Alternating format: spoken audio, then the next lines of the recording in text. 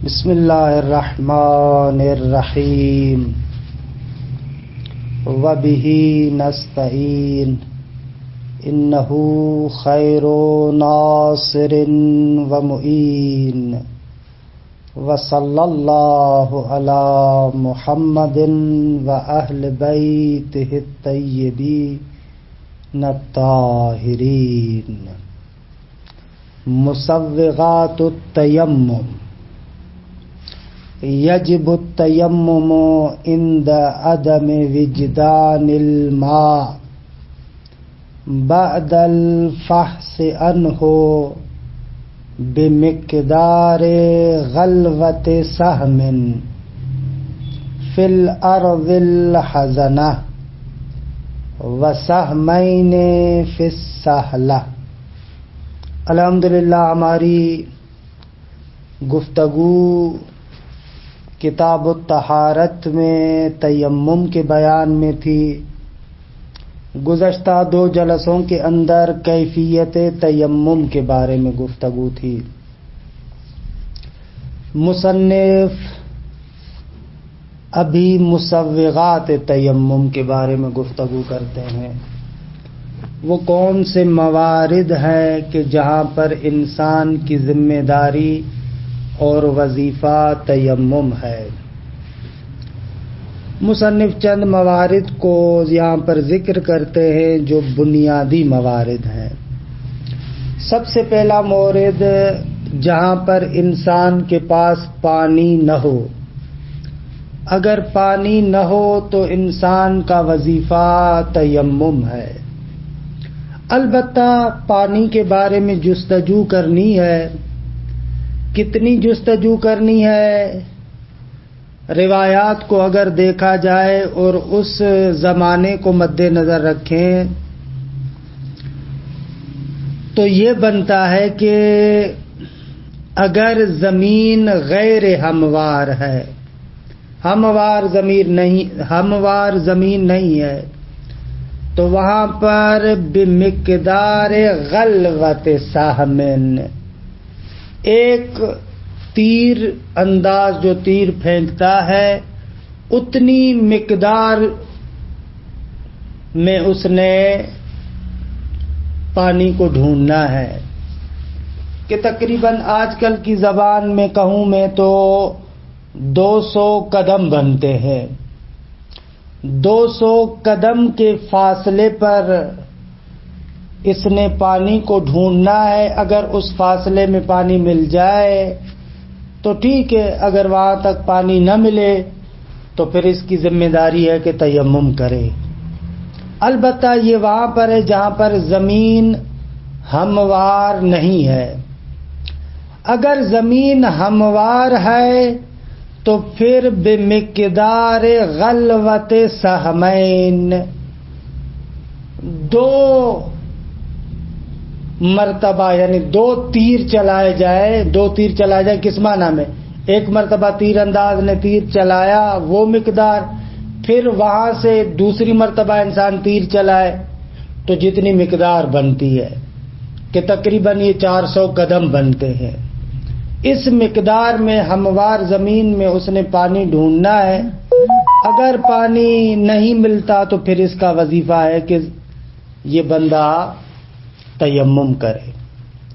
بس پہلا مورد وہ ہے کہ جہاں پر پانی نہ ہو اور یہ پانی حاصل کرنے سے بھی مایوس ہو جائے. مایوس اس مقدار میں جو میں نے عرض کیا. لیکن جیسا کہ مصنف بھی ذکر کریں گے، یہ قدیم زمانے میں جو کسی چیز کو ڈھونڈنے کی مقدار کو اگر انسان معین کرے تو تقریباً یہی بنتا ہے، غلوۃ سہم و سہمین. وگرنہ خود یہ جو تیر انداز تیر چلاتا ہے اس مقدار میں یعنی 200 قدم یا 400 قدم، یہ خود موضوعیت نہیں رکھتا. عرف اس سے طریقیت سمجھتا ہے. طریقیت سمجھتا ہے یعنی کیا؟ یعنی اصل میں مقصود یہ ہے کہ انسان پانی ڈھونڈنے سے مایوس ہو جائے. اب وہ فحص اور جستجو کی مقدار کتنی ہونی چاہیے؟ پرانے زمانے کو اگر مد نظر رکھیں اور چلنے پھرنے کے جو وسائل تھے وہ اتنے ایڈوانس نہیں تھے، تو وہاں پر یہ مقدار بیان کی گئی. لیکن آج کل کے زمانے میں اگر آپ دیکھیں اور اس غلوۃ و سہمن سے مراد آپ طریقیت سمجھیں تو ظاہر سی بات ہے کہ قطعاً مقدار زیادہ ہو جائے گی. یہ نقطہ سمجھیں، دقیق نقطہ ہے، اور فقہ کے اندر اس قسم کے نکات کو سمجھنا ضروری ہے. میں تھوڑی سی وضاحت کرتا ہوں. دیکھیں کبھی کبھار ایک عنوان روایات میں آتا ہے اور اس عنوان سے انسان موضوعیت سمجھتا ہے. فرض کریں مثلا کہا جائے اگر کہ بھئی آپ نے تیسری اور چوتھی رکعت میں مثلا 3 مرتبہ تسبیحات اربعہ کو پڑھنا ہے مثلا تو یہاں پر انسان موضوعیت سمجھتا ہے کہ بھئی ان 3 مرتبہ تسبیحات اربعہ کو پڑھنا ہے. یہ مثال دے رہا ہوں کیونکہ یہ مسئلہ خود اختلافی ہے، میں صرف مثال دے رہا ہوں. موضوعیت سمجھتا ہے یعنی یہی کام کرنا ہے. یا اور مثال دوں بھلا، مثلا آپ کا لباس نجس ہو جاتا ہے، آپ کو کہا جاتا ہے کہ بھئی آپ نے لباس کو فقط پانی سے پاک کرنا ہے. ٹھیک ہے، پانی موضوعیت رکھتا ہے. خود کوئی بندہ آ کر کہے کہ نہ پانی موضوعیت نہیں رکھتا، پانی طریقیت رکھتا ہے. طریقیت رکھتا ہے یعنی کیا؟ یعنی شریعت نے کہا ہے کہ لباس سے اس نجاست کو صاف کرو. خوب آج کل کے زمانے میں پانی کے علاوہ اور بھی بہت سارے کیمیکل ایسے ہیں کہ ان کیمیکلز میں اگر اس کپڑے کو ڈال دیا جائے تو شاید پانی سے زیادہ صاف ستھرا ہو جائے، مثال کے طور پر. تو اب اگر ہم لوگ آئیں اور کہیں کہ روایت میں پانی بے عنوان طریق ہے یعنی اس مطلب کی طرف رہنمائی کر رہا ہے کہ آپ نے لباس کو صاف کرنا ہے اس نجاست سے. حالانکہ اس کا ایک وسیلہ اس زمانے کے اندر یہ پانی تھا، پانی کے ذریعے سے آپ صاف کر رہے تھے. لیکن اگر کوئی اور وسیلہ پیدا ہو جائے جیسا کہ آج کل کے زمانے میں ہے تو ممکن ہے کہ ہم کہیں کہ اگر پانی سے ہم لوگ طریقیت سمجھ رہے ہیں تو دوسرے کیمیکل سے بھی وہ چیز پاک ہو جائے. یہ مثال عرض کر رہا ہوں. یہاں پر دیکھیں صرف طریقیت اور موضوعیت کو سمجھانے کے لیے عرض کی ہے مثال. باقی آیا واقعا لباس اگر نجس ہو جائے تو وہ حتماً پانی سے پاک ہوگا یا دوسرے کیمیکل سے پاک ہوگا، یہ تفصیلی بحث انشاءاللہ مطہرات میں کریں گے. یہاں پر صرف طریقیت اور موضوعیت کو سمجھا رہا ہوں. اسی طریقے سے یہ غلوۃ و سہمن یا غلوۃ و سہمین ایک مرتبہ اس سے عرف موضوعیت سمجھے. اگر ہم قائل ہو جائیں کہ بھائی غلوۃ و سہمن موضوعیت رکھتا ہے تو اس کا مقصد یہ ہوگا کہ بھائی ہر صورت میں آپ نے اگر غیر ہموار زمین پر ہے تو 1 تیر کے مقدار میں، اور ہموار زمین پر ہے تو 2 تیروں کے مقدار میں آپ نے چاروں طرف پانی کو ڈھونڈنا ہے. یہ موضوعیت کی شکل میں. اگر طریقیت کی شکل میں ہو، طریقیت ہو یعنی کیا؟ یعنی عرف اس سے سمجھتا ہے کہ بابا اصل بات یہ ہے کہ شارع کہتا ہے کہ تم اس وقت تیمم کرو جب پانی حاصل کرنے سے مایوس ہو جاؤ. اصل بات یہ ہے. حالانکہ یہ یأس اور نا امیدی کب حاصل ہوتا ہے؟ خوب پرانے زمانے کے حالات کو مد نظر رکھتے ہوئے غلوۃ و سہمن اور غلوۃ و سہمین، 1 تیر کی مقدار یا 2 تیروں کی مقدار. غیر ہموار زمین میں انسان 1 تیر کی مقدار میں چاروں طرف اگر ڈھونڈے اور پانی نہ ملائے تو یأس ہو جاتا ہے انسان کو. فاس بھی یہاں پر صدق کرتا ہے. وگرنہ اصل جو موضوعیت ہے وہ اس کو ہے کہ آپ پانی حاصل کرنے سے مایوس ہو جائے.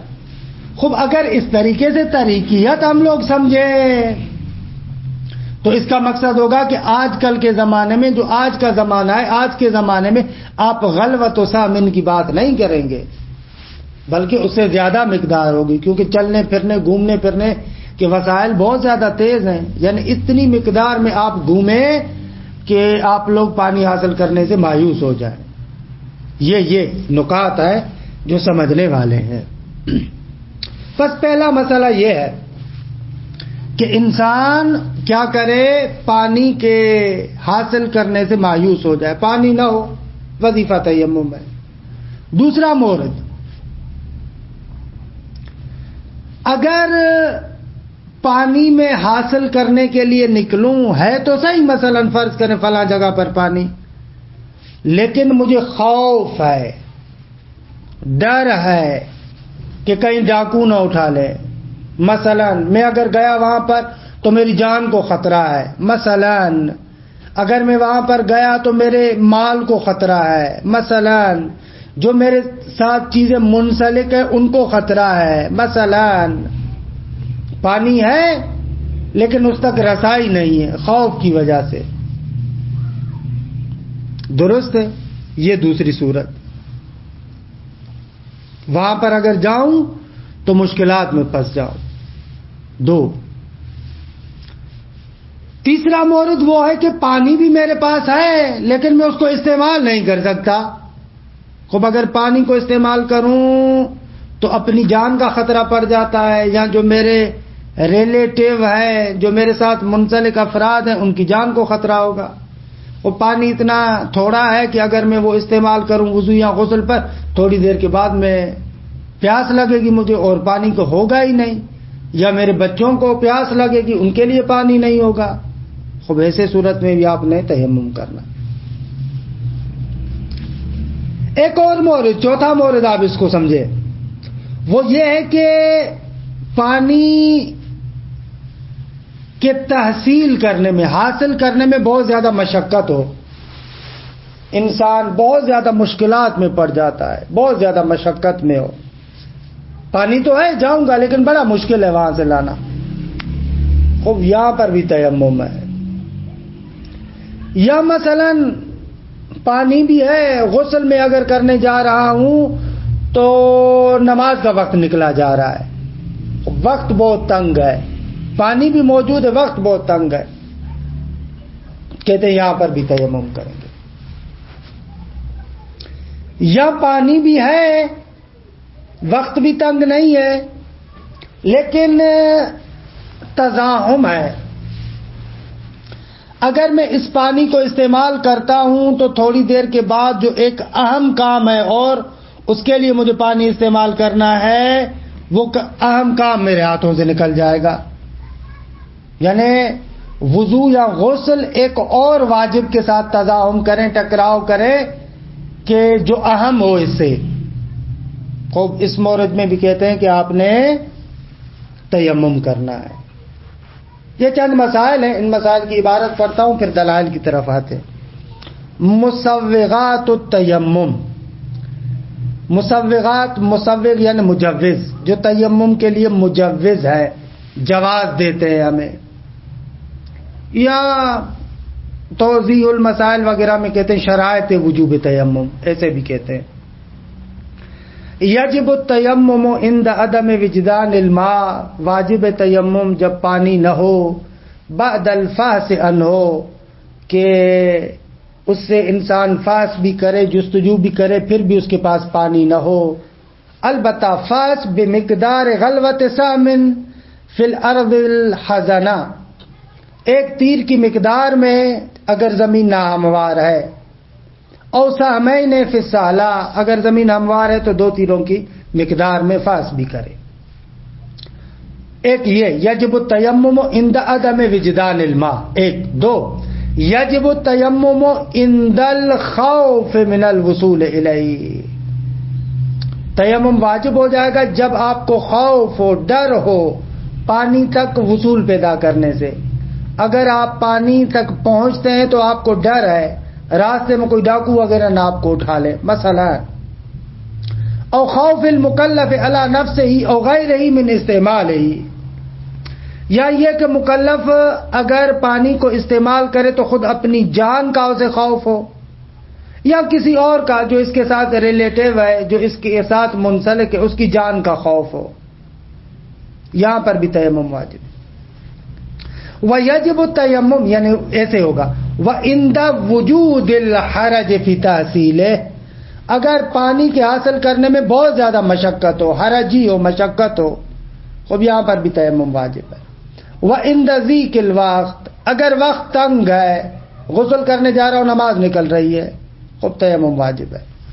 وَعِنْدَ الْمُزَاحَمَةِ بِوَاجِبٍ کہ یتعین صرف الماء فیہ، خوب اس وقت بھی تیمم واجب ہے کہ جب یہ پانی ہم دیکھتے ہیں مزاحمت کرتا ہے، اگر اس کو میں استعمال کروں یعنی وضو یا غسل کروں تو یہ تزاحم کرتا ہے، ٹکراتا ہے بواجب، ایک ایسے واجب سے کہ یتعین صرف الماء فیہ، کہ اس واجب کے اندر اس پانی کو استعمال کرنا متعین ہے، ہمارے لیے ضروری ہے۔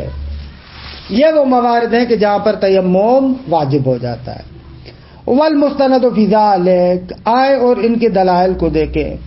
خوب پانی نہ ہو تو تیمم ہوگا، اما وجوب التیمم عند عدم الماء، اگر پانی نہ ہو تو تیمم واجب ہے، فلقولہ تعالی، خوب قرآن مجید کی یہ آیہ کریمہ، فلم تجدوا ماء فتیمموا صعیدا طیبا، اگر پانی نہ ہو تو آپ کو پاک مٹی پر تیمم کرنا ہے، خوب واضح طریقے سے آیہ کریمہ ہے۔ والروایات، اس کے علاوہ روایات بھی ہیں بہت زیادہ۔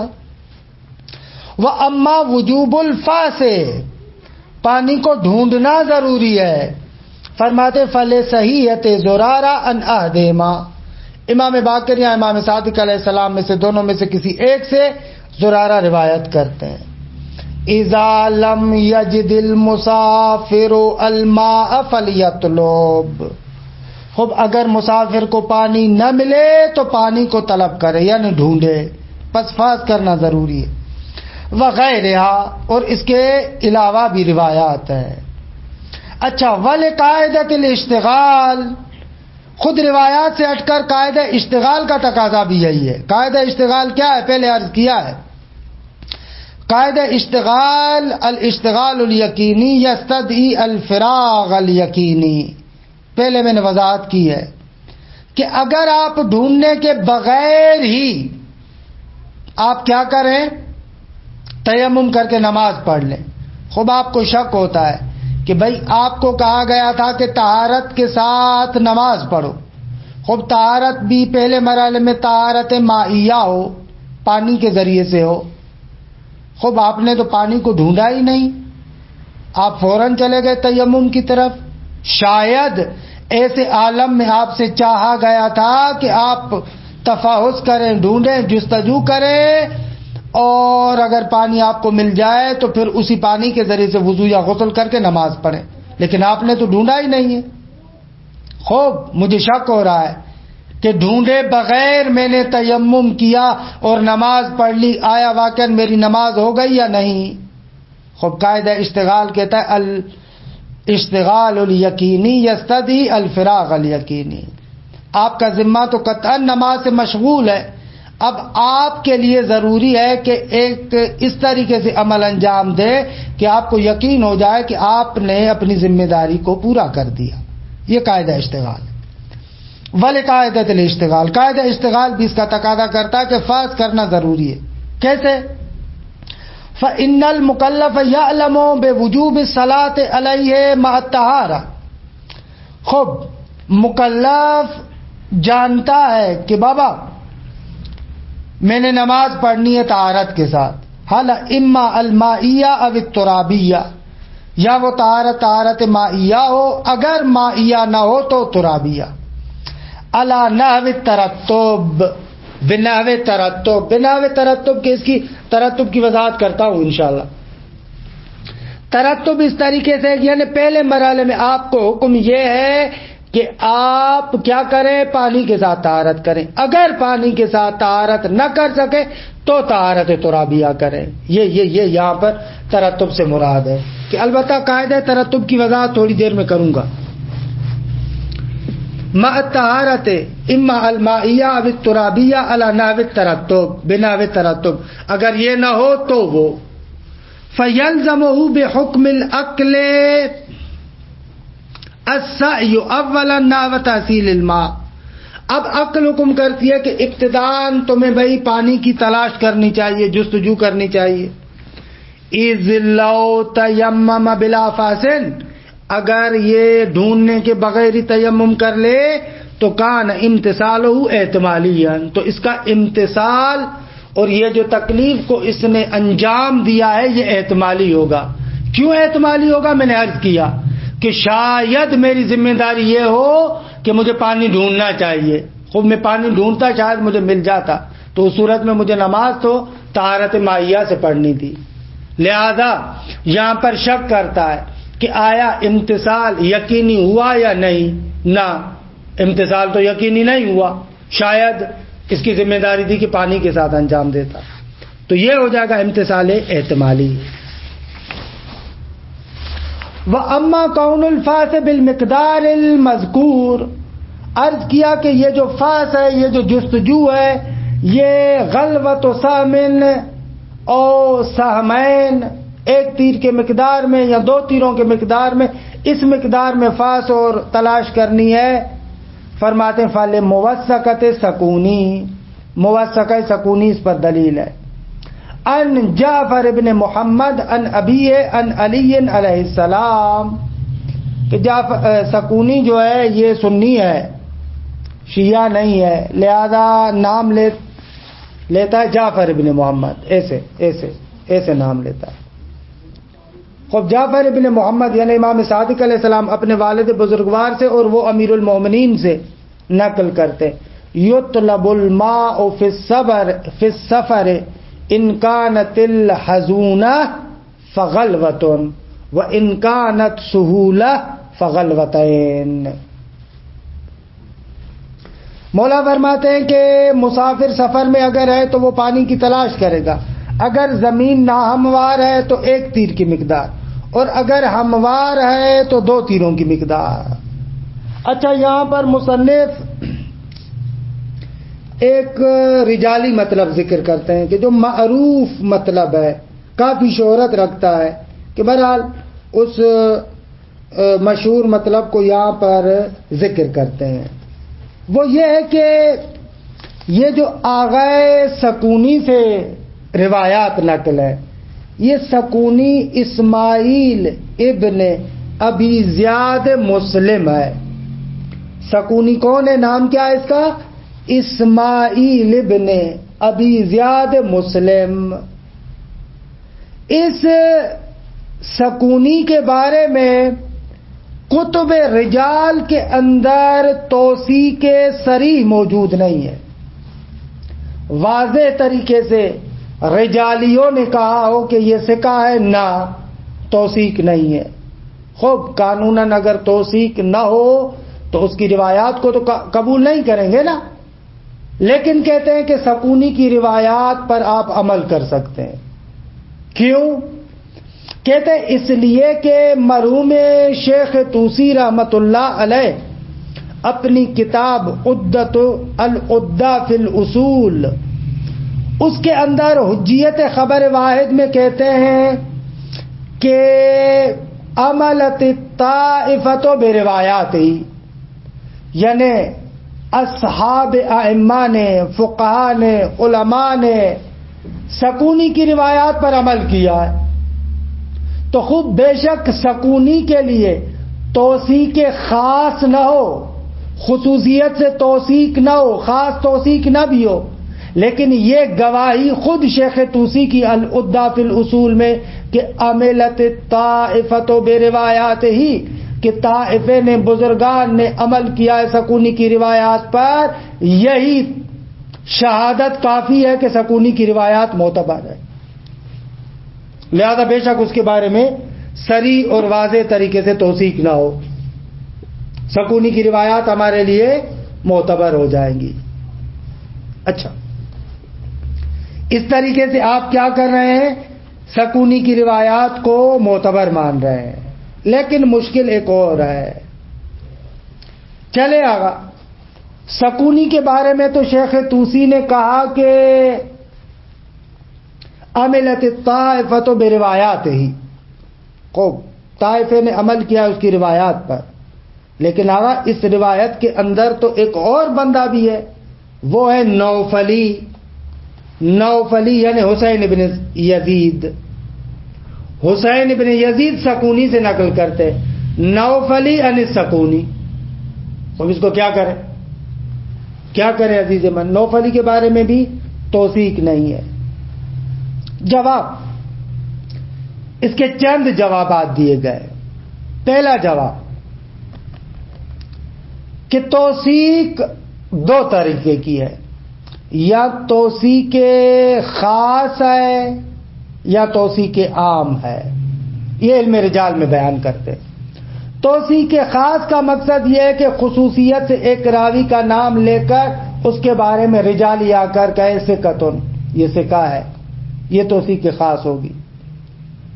توثیق عام یہ ہے کہ ایک خاص راوی کا نام نہیں لیتا، لیکن عبارت اس طریقے کی استعمال کی جاتی ہے کہ جس عبارت کے ذریعے سے بہت سارے روات کی توثیق ہو جاتی ہے.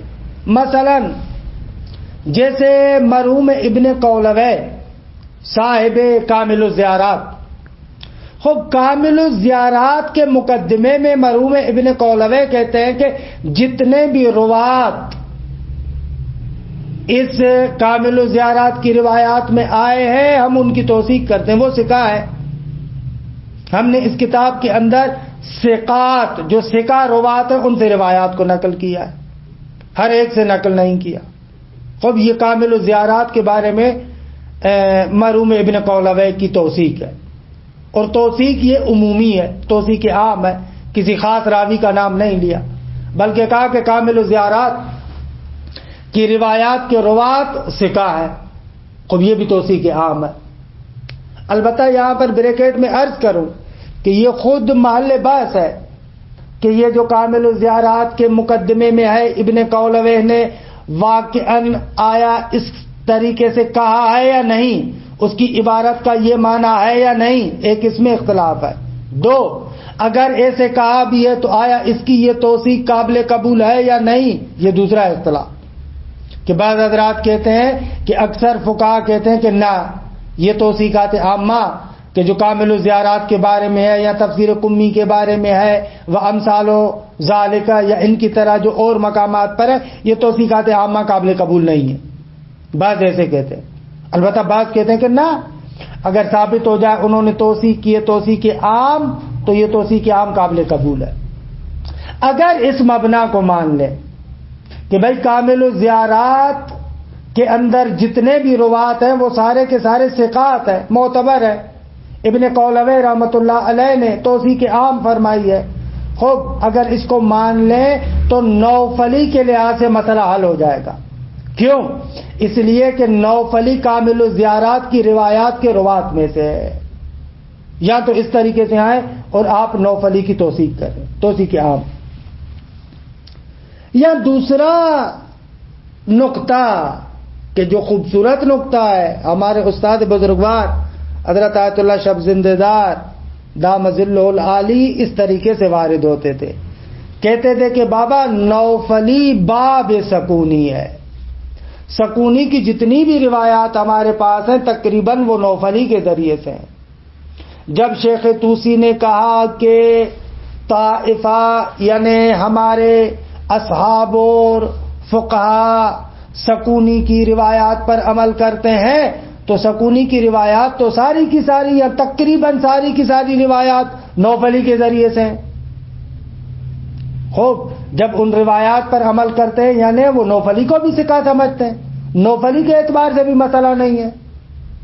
یا تو اس طریقے سے آپ آئیں اور نوفلی کی توثیق کریں کہ میں نے عرض کیا کہ ہمارے استاد بزرگوار اس باب سے وارد ہوتے کہ نوفلی باب سکونی ہے. دیکھیں میں سند پڑھتا ہوں، یہ سند معمولاً اس طریقے سے پتہ نہیں کتنی مرتبہ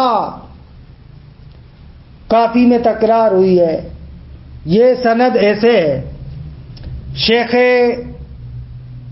کلینی یعقوب کلینی روایت کرتے علی بن ابراہیم ان ابی ہے ان نوفلی ان سکونی.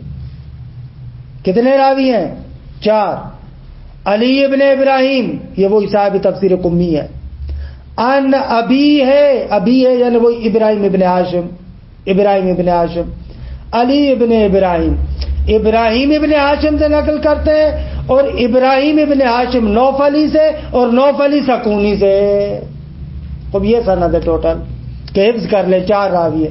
علی ابن ابراہیم ان ابی ہے ان نوفلی ان سکونی، کہ یہ مشہور روایت ہے. اگر یہ سند یاد کر لیں تو کافی کی چند ہزار روایتوں کی سند آپ کے ذہن میں آ جائے گی. ان نوفلی ان حسین ابن یزید ان سکونی ان اسماعیل ابن ابی زیاد. اچھا، یہ رجالی بحث تھوڑی سی اس لیے کی کہ قرار یہ ہے، مصنف نے بھی اپنے کتاب کے مقدمے میں ذکر کیا ہے کہ بابا ان رجالی نکات کو بھی حتماً واضح کریں تاکہ شاگرد اچھے طریقے سے بحثوں کو سمجھے. لہذا آج ہم نے تھوڑی سی رجالی گفتگو کر لی. اما کون الفحص بالمقدار المذکور، کہ وہ تلاش اور کوشش اور ڈھونڈنا غلوۃ و سامن او غلوۃ و سامین، ایک تیر کے مقدار میں یا دو تیروں کے مقدار میں، فرماتے ہیں فل موثقت سکونی، موثقہ سکونی کی وجہ سے، کہ یہاں سے عبارت پڑھ چکا تھا ظاہر. ان جعفر ابن محمد ان ابی ان علی کہ یطلب الماء فی السفر ان کانت الحزونہ فغلوہ و ان کانت سہولہ فغلوتین وسکونی و ان لم یذکر فی حق ہی توثیق صریح. فرماتے ہیں کہ سکونی اگرچہ اس کے بارے میں توثیق صریح نہیں ہے، الا انہ تکفی دعوی الشیخ فی مبحث حجیت الخبر من کتاب العدہ عمل الطائفۃ بروایاتہ. فرماتے مگر کافی ہے، شان یہ کہ کافی ہے مرحوم شیخ یعنی شیخ توسی کا دعویٰ کرنا حجیت خبر واحد کے باعث میں اپنی کتاب عدہ میں انہوں نے کہا ہے کہ طائفے نے اور بزرگان نے سکونی کی روایات پر عمل کیا ہے. تو بہرحال مسئلہ حل ہو جائے گا. لیکن آغا نے پھر سکونی کے بعد نوفلی کے بارے میں گفتگو نہیں کی، لیکن بہرحال کیونکہ جو سکونی والی سند ہے اس میں نوفلی بھی آتا ہے، نوفلی کے بارے میں بھی گفتگو ہوتی ہے، لہذا ہم نے پوری کہانی آپ کو بتا دی. ثم انہ قد یفہم الفقیہ من تحدید الفاظ بمقدار غلوۃ او غلوتین الطریقیۃ الی تحقیق مصداق وجدان الماء وعدمہ عرفان. کہ یہ وہ دقیق نقطہ تھا جس کی توضیح میں پہلے دے چکا ہوں. کہتے ہیں کہ چھ بسا ایسے ہوتا ہے کہ فقیہ سمجھتا ہے اس بات سے کہ یہ جو کہا گیا ہے کہ جستجو کی مقدار کو ایک تیر یا دو تیروں میں بیان کیا گیا ہے، اس سے سمجھتا ہے قد یفہم الطریقیت، اس سے طریقیت سمجھتا ہے. کہ طریقیت کا معنی میں نے کیا کہ مقصود اصل ہے کہ اتنی مقدار میں فاز کریں کہ آپ مایوس ہو جائیں، لیکن اس زمانے میں یہ اتنی مقدار میں فاز کہ انسان مایوس ہو جائے. اگر غیر ہموار زمین ہوتی تھی تو ایک تیر کی مقدار بنتی تھی، اور ہموار زمین ہوتی تھی تو دو تیروں کی مقدار بنتی تھی. اس زمانے میں ایسے تھا. درست ہے، یہ اس کے لیے طریق تھا. چھ بسا فقیہ اس قد یفہم الفقیہ ہو، فقیہ سمجھتا ہے چہ بسا من تحدید الفاظ سے، یہ جو فاس اور جستجو کو معین کیا گیا ہے ایک تیر کی مقدار یا دو تیروں کی مقدار، اس سے سمجھتا ہے الطریقیت، طریقیت کو سمجھتا ہے. طریق ہے کس نقطے کی طرف؟ الی تحقیق مصداق وجدان الماء وعدمہ عرفان، کہ عرفن بھائی کتنی مقدار میں، عرفن بھائی وجدان ماء کا مصداق کس مقدار میں معین ہوتا ہے. خوب عرف اس سے سمجھتا تھا کہ ایک تیر غیر ہموار زمین میں، دو تیر ہموار زمین میں. خوب یہ عرف سمجھتا ہے اس سے ایسے. ففی ذلک الزمان کان یصدق عدم الوجدان بالفاظ بالمقدار المذکور، اس زمانے میں عدم وجدان صدق کرتا تھا اگر اسی مقدار میں انسان فاز کرے. لیکن آج کل کے زمانے میں ایسے نہیں ہے. اگر طریقیت کو سمجھیں تو وَيَتَرَتَّبُ عَلَيْهِ أَنَّهُ فِي مِثْلِ زَمَانِنَا هَذَا الَّذِي تَطَوَّرَتْ فِيهِ وَسَائِلُ الْبَعْثِ وَالْمُوَاصَلَاتِ يَلْزَمُ الْفَاسُ بِمِقْدَارٍ أَكْثَرَ مِنْ ذَلِكَ.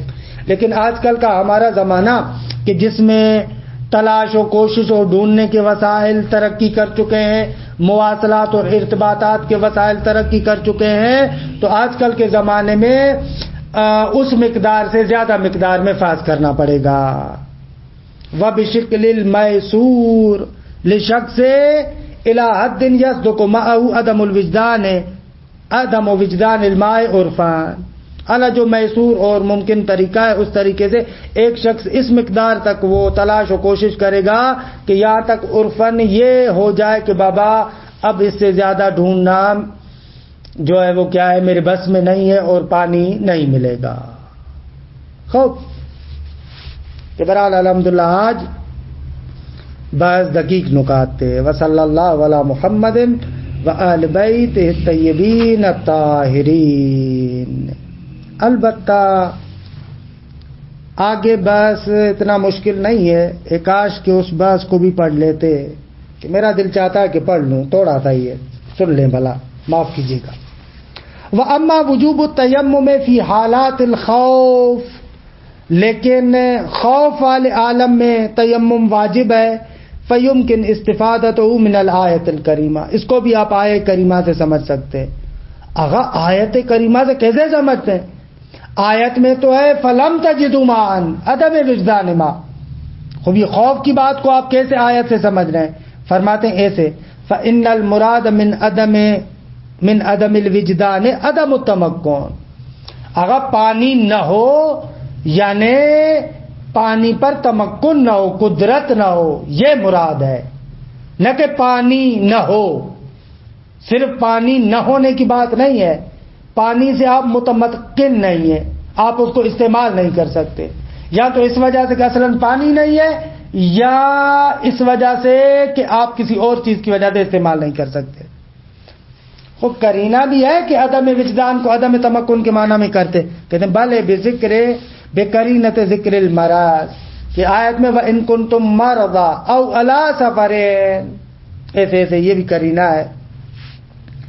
وَحَيْثُ إِنَّ حِفْظَ النَّفْسِ وَالْعِرْضِ وَاجِبٌ، کیونکہ اپنی جان اور ناموس کی حفاظت کرنا واجب ہے. فَيَصْدُقُ عَدَمُ التَّمَكُّنِ مِنَ الْمَاءِ عِنْدَ الْخَوْفِ عَلَى النَّفْسِ أَوْ عَلَى الْعِرْضِ. خوب اگر اپنی جان کا خوف ہو یا اپنی عزت و آبرو کا خوف ہو تو وہاں پر بھی صدق کرتا ہے کہ بابا یہ پانی پر متمکن نہیں ہے. وَأَمَّا وُجُوبُهُ حَالَةَ الْحَرَجِ، اگر حاصل کرنا انسان کے لیے مشقت کا باعث ہو تو قاعدہ لا حرج کی وجہ سے، کہ انشاءاللہ کسی دن اس کی توضیح دوں گا. فَلِقَاعِدَةِ نَفْيِ الْحَرَجِ، کہ ہر وہ حکم کہ جس سے حرج اور مشقت لازم ہے، جس کو انسان معمولاً برداشت نہیں کر سکتا، تو شارع کہتا ہے کہ ایسا حکم میں نے جعل نہیں کیا. فَلِقَاعِدَةِ نَفْيِ الْحَرَجِ الْمُسْتَفَادَةِ مِنْ قَوْلِهِ تَعَالَى، کہ جس کو قرآن مجید کے اس آیت سے سمجھا گیا ہے مَا جَعَلَ عَلَيْكُمْ فِي الدِّينِ مِنْ حَرَجٍ، دین میں خدا نے آپ پر حرج نہیں رکھا، حرج نہیں رکھا. کہ ایک دن قاعدہ لا ضرر اور لا حرج ان دونوں کی وضاحت کروں گا، یہ آپ کا انشاءاللہ ہم پر قرض ہوا، آج نہیں کرا، وقت گزر گیا. وَأَمَّا وُجُوبُهُ عِنْدَ ضِيقِ الْوَقْتِ فَهُوَ الْمَشْهُورُ. خوب تیمم واجب ہے اگر وقت بالکل مضیق ہو، کہتے ہیں کہ یہ مشہور ہے. وَيُمْكِنُ الْاِسْتِدْلَالُ لَهُ بِآیَةِ التَّیَمُّم. خوب یہاں پر بھی کہتے ہیں کہ آیت تیمم سے بھی استدلال کر سکتے ہیں. بھئی وہ کیسے؟ بناء علی عمومیت عدم الوجدان لعدم التمکن من ناحیت ذیک الوقت، اس بنا پر کہ عدم وجدان کو عام معنی ملے. عدم وجدان یعنی عدم تمکن، اگرچہ وہ وقت کی تنگی کی وجہ سے ہی کیوں نہ ہو. وصحیحۃ زرارہ، اور صحیح زرارہ بھی اس کے لیے دلیل ہے. فَإِذَا خَافَ أَن يَفُوتَهُ الْوَقْتُ فَلْيَتَيَمَّمْ وَلْيُصَلِّ، اگر اسے ڈر ہے کہ وقت نکل جائے گا تو تیمم کرے اور نماز پڑھے. وَأَمَّا وُجُوبُ التَّيَمُّمِ عِنْدَ الْمُزَاحَمَةِ، خوب اگر مزاحمت آ جائے تو تیمم کرنا واجب ہے. فَلِصِدْقِ عَدَمِ الْوِجْدَانِ بِمَعنَى عَدَمِ التَّمَكُّن، کیونکہ یہاں پر بھی عدم وجدان جو عدم تمکن کے معنی میں وہ صادق آتا ہے. عند الاشتغال بامتثال الاہم، جب انسان کا ذمہ مشغول ہو جائے کہ بابا اہم کام تم نے کرنا ہے تو پس گویا کہ یہاں پر بھی پانی استعمال نہیں کر سکتا. فتعمل جیداً. صلی اللہ علی محمد.